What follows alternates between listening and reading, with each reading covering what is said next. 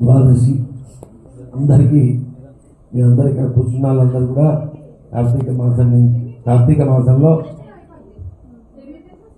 తల్లిచాటు బిడ్డలప్పుడు అప్పటి నుంచి కార్తీక మాసం గురించి బాగా తెలుసు. మా అమ్మ మబ్బుల్ని చేస్తుంది, స్నానం చేస్తుంది, తులసి దగ్గర దీపం పెడుతుంది.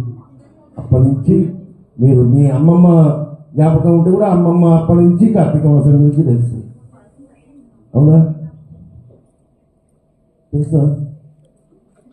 కార్తీక మాసం ఎందుకు దీపం పెట్టాలి?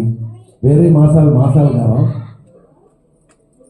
వేరే మాసం కాదా? చైత్రం, వైశాఖం అందరూ ఆ దేవుళ్ళు లేరా? కార్తీక మాసంలోనే దీపం పెట్టాలి, పత్తి వేసి మబ్బులు లేవాలి.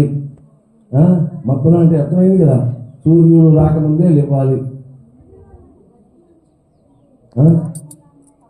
ఈ కార్తీక మాసంలోనే తులసి వివాహం